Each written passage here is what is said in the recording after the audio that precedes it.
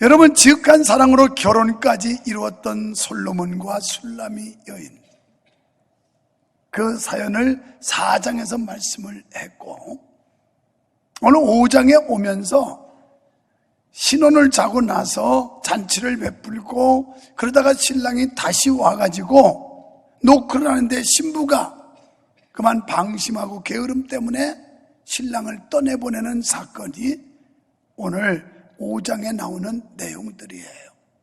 그래서 떠나간 신랑을 다시 찾기 위해서 막 사방을 다니면서 사람들에게 수소문하고 이러면서 그 신랑 다시 돌아오라고. 오늘 본문에 등장하는 술람이 여인은 그의 게으름과 방심 때문에 신랑을 떠내보내요. 가끔 그런 일이 있다면요, 결혼식 잘 마치고 신혼여행 갔다가 신혼여행지에서 티격태격 싸우고 갈등을 빚어서 돌아오는 비행기 안에서 따로 비행기 타고 와서 들어오자마자 이혼하는 그런 신혼부부도 있다면요, 그거 많이 있다는데요. 결혼해가지고 가장 많이 싸우는 시기가 보통 5년까지라고 그래요. 왜냐하면 서로 안 맞는 사람끼리 만났거든. 서로 다른 사람끼리 만났거든. 그러니까 이걸 맞추려니까 얼마나 힘들겠어요. 그러니까 자주 다퉈요. 신혼부부라고 안 싸우는 게 아니라 사랑 싸움을 많이 합니다. 그래서 자꾸 못한 걸 깎는 거예요. 깎아서라도 맞추셔야 돼요. 이거 아주 헤어지는 게 아니라 그 못한 걸 자꾸 다툼을 통해서 깎아서 둥글둥글하게 만들어야지 잘 살지. 그거 자꾸 못한 대로 있으면 자꾸 부딪히고 상처내고 아프게 만들고 그래요. 뭐 교회도 별거 아니에요. 교회도 그 모난 성격 와서 깎아야지 어울리지, 그러지 않으면 자기 혼자 독불장군이야. 외톨이 되고 아무도 그런 사람 좋아할 사람이 없어요. 자, 오늘 신랑 신부는 화합의 기쁨을 함께 누렸지만 신랑이 잠자리에 든 신부를 찾아왔다가 신부의 순간적 방심으로서 신랑은 돌아가 버리고 말았습니다. 이에 두 사람 사이에 갈등이 시작되었어요. 그 후 신부는 자신의 실수를 깨닫고 떠나간 신랑을 기억하면서 간절한 찬미의 노래를 부르고 있는 대목이 오늘 5장의 내용들입니다. 먼저 신랑과 연합한 신부를 볼 수 있는데요, 1절 말씀은 본서의 주인공인 신랑 솔로몬과 신부 술람의 혼인잔치를 시적으로 나타내는 말씀이에요.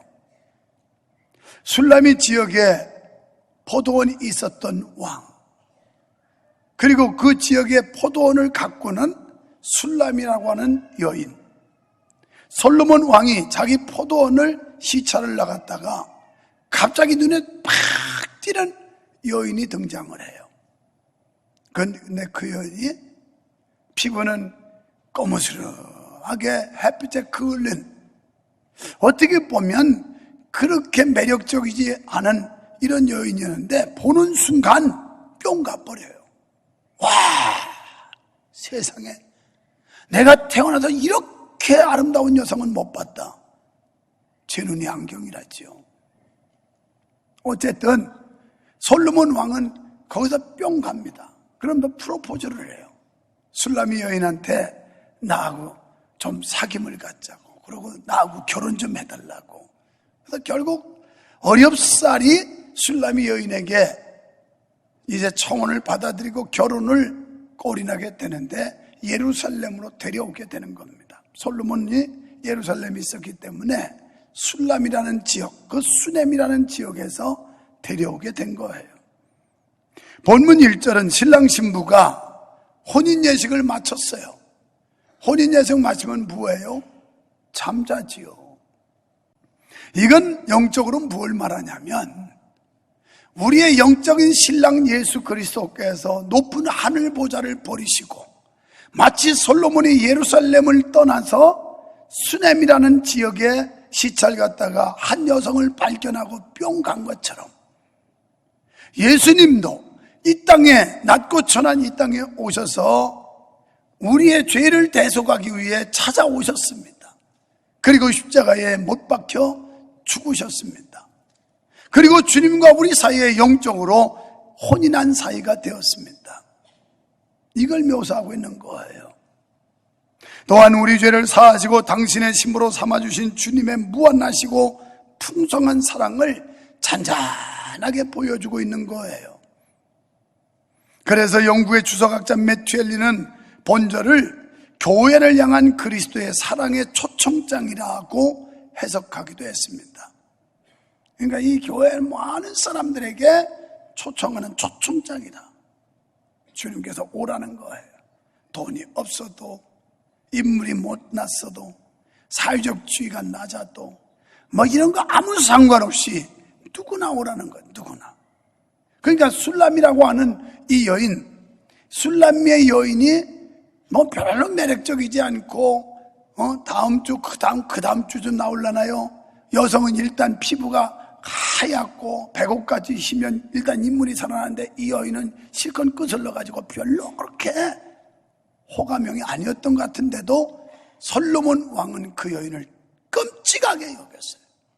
마찬가지로 우리가 별 볼 일 없는 인생, 어디 갖다 내놓을 것도 없는 그런 우리들임에도 불구하고 주님께서 우리를 끔찍이 여기셔서 하나님의 자녀로 그리스도의 신부로 삼아줬다는 이 사실이 얼마나 고맙고 감사한 일인지, 이 은혜를 우리가 크게 깊이 깨닫고 깨달을수록 주님 앞에 감사는 더 뜨거워질 수 있게 되고 넘치는 기쁨으로 살게 될 줄 믿습니다. 두 번째 2절로 6절에서 보면 신랑을 잃어버린 신부예요. 또다시 신방을 찾은 신랑은 이전과는 달리 신부의 응답을 받지 못해요. 그래서 신랑은 신부의 대답을 기다리다 지친 나머지 그만 신방을 떠나고 맙니다. 여러분, 이렇게 신랑이 신부를 떠나게 된 것은 신부가 게으른 나머지 신랑을 너무 오랫동안 바깥에 세워놓았기 때문입니다. 3절에서 보면 신부는 어떻게 하고 있었어요? 이미 옷을 벗고 발도 씻은 상태였다 그랬습니다. 그러므로 그녀는 문을 두드리는 소리와 자기를 부르는 신랑의 음성을 듣고도 잠자리에서 일어나기를 싫어했습니다. 신랑이 왔다고 놓고 하면 벌떡 일어나서 자기 왔어! 이래야 되는데 그렇진 않았단 말이에요. 나 발 씻었고 몸 씻었고 그리고 이미 누웠어요. 일어나기 귀찮다는 거예요. 오늘 우리가 그리스도께서 찾아오셔서 우리를 만나기를 원하시고 우리와 교제하기를 원하시는데 우리는 귀찮다는 것 때문에 방심하다가 주님을 바깥에 너무 오래 세워놔서 신랑이 떠나듯이 주님이 우리 곁을 떠나게 만들지는 않습니까? 그런 신랑의 음성을 듣고도 잠자리에서 일어나기를 싫어했어요. 마치 누가복음 11장 7절에 이웃이 찾아와서 밤중에 막 문을 두드리니까 나와 아이들이 함께 누웠으니 당신에게 문을 열어줄 수 없다고 하는 여인과 같은 그런 태도입니다. 그 여인이 자기를 부르는 신랑의 음성을 듣고도 안일에 빠져 자리에서 일어나지 않았다는 것은 책망받을 만한 일입니다.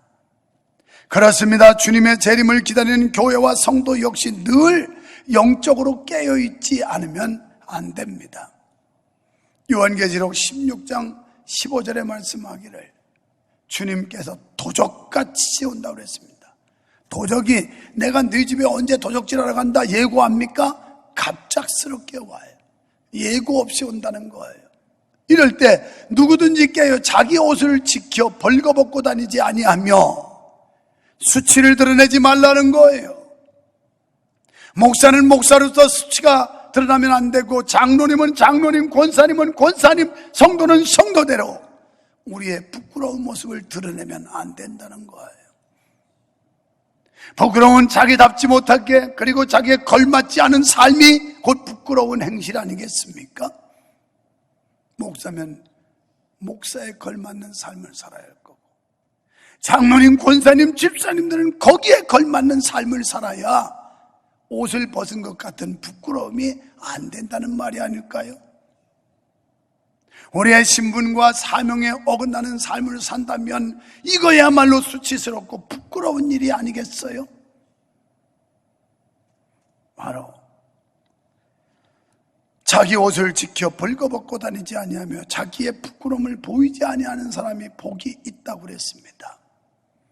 사랑하는 성도 여러분, 우리를 주님의 신부로 삼으셨고 하나님의 자녀로 삼으셨는데 거기에 준한, 거기에 걸맞는 삶을 살아내시기를 주님의 이름으로 축원합니다.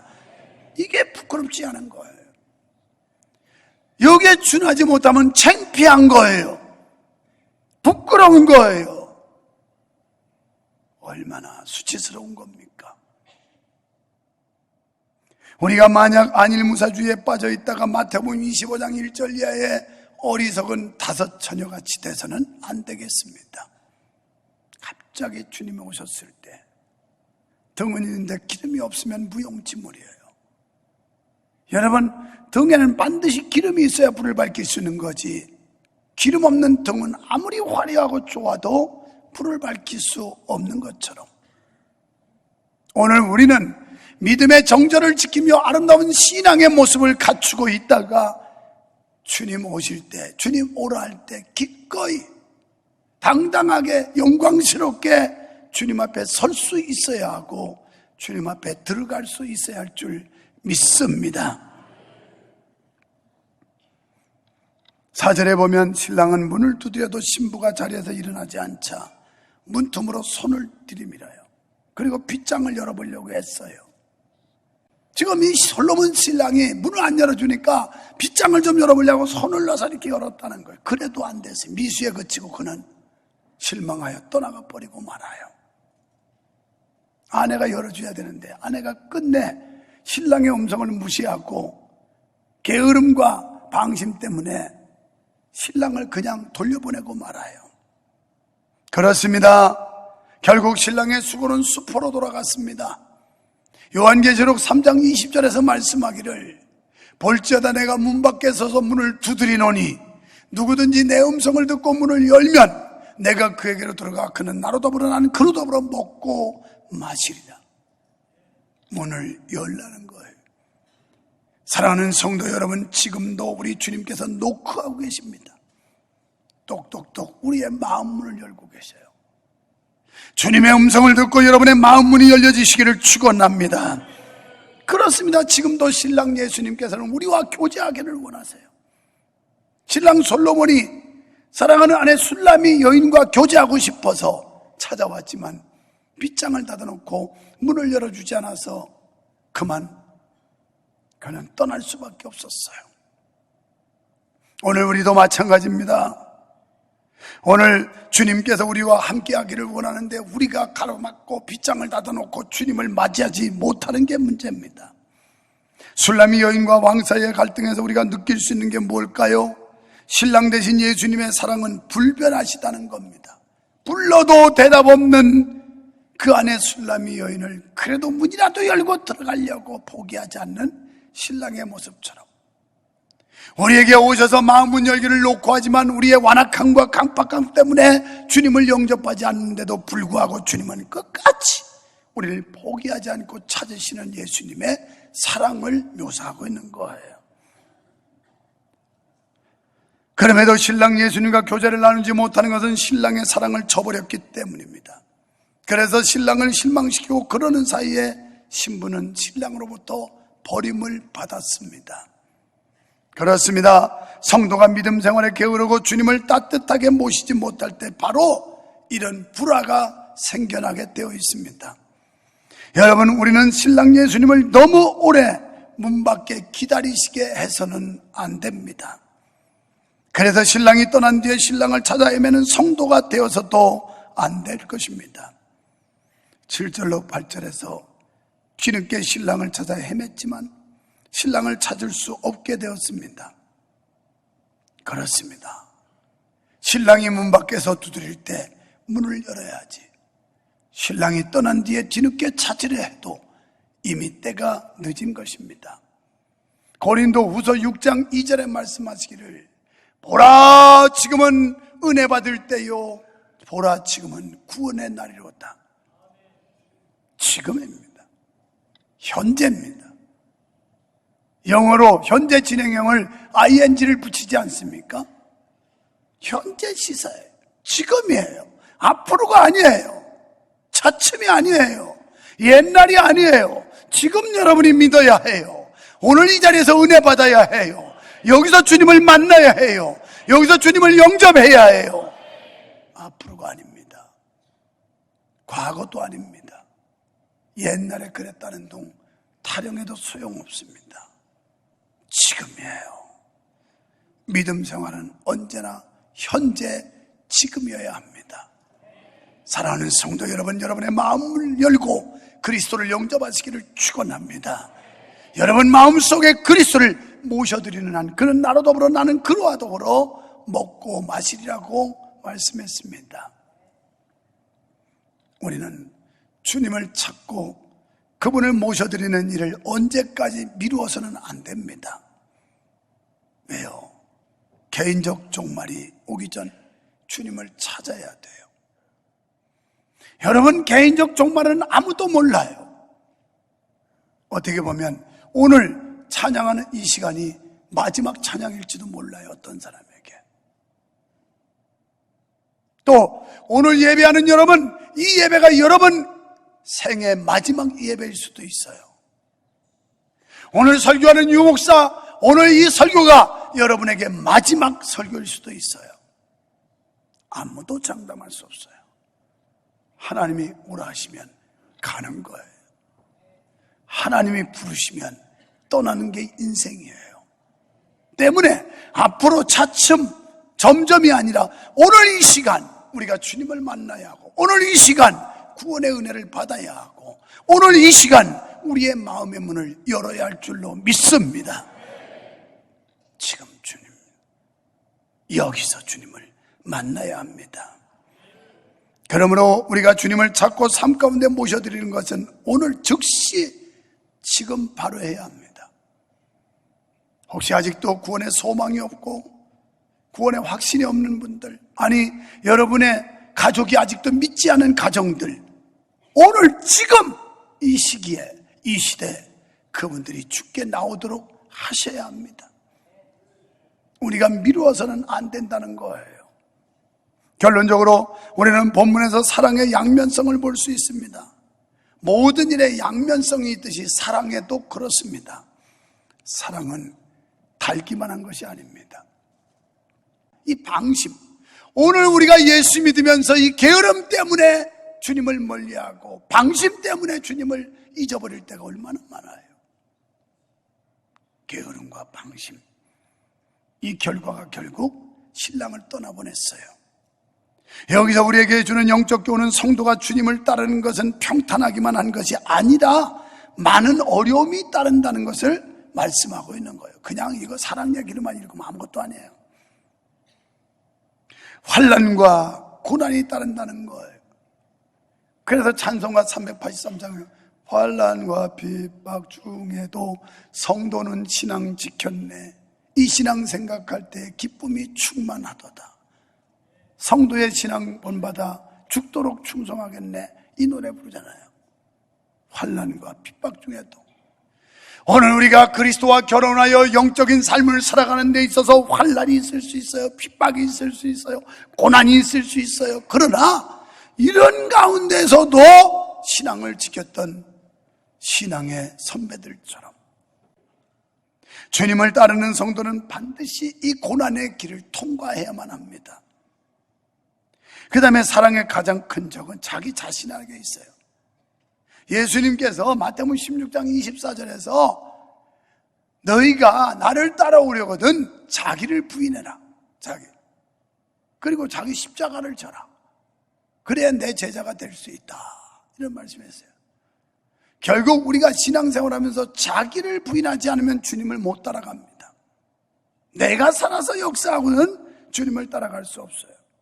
그래서 나를 꺾고 나를 주저앉히고 주님의 인도하심, 주님의 말씀 앞에 순복하는 삶, 성령의 이끌림 받는 삶일 때 우리는 이 사랑의 관계를 유지할 수 있고 믿음을 끝까지 지탱할 수가 있게 되는 줄 믿습니다.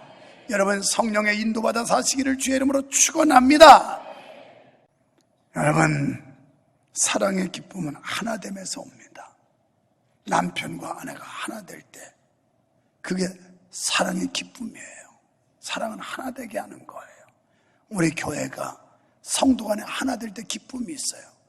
그런데 외톨이로 자기 혼자 톡톡 터지면 기쁨이 없어요. 외로워요. 고독해요.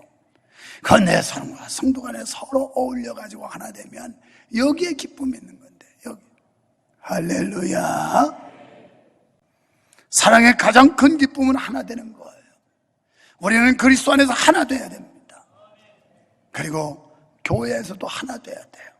목사와 성도가 하나 되고, 장로님과 목사가 하나 되고, 권사님과 목사가 하나 되고, 그냥 성도와 성도가 하나 되고, 이게 은혜인 줄로 믿습니다. 우리가 하나 되는 주님과 연합할 때 비로소 사랑의 기쁨을 누리게 될 줄 믿습니다. 그래서 여러분 주님 안에 있을 때 사랑의 기쁨이 있어요. 절대 주님을 떠나보내면 안 돼요. 그는 나로 더불어 나는 그로 더불어. 솔로몬이 술람미 여인을 먼저 사랑했듯이 우리가 주님을 먼저 사랑한 게 아니라 주님이 먼저 우리를 사랑해 줬어요. 우리가 주님을 찾아간 게 아니라 주님이 먼저 우리를 찾아오셨어요. 우리가 주님을 택한 게 아니라 주님이 우리를 먼저 택해 주셨어요. 이 놀라운 은혜와 사랑 잊지 마시고 주님 잊어버리지 마시기를 축원합니다. 축원합니다.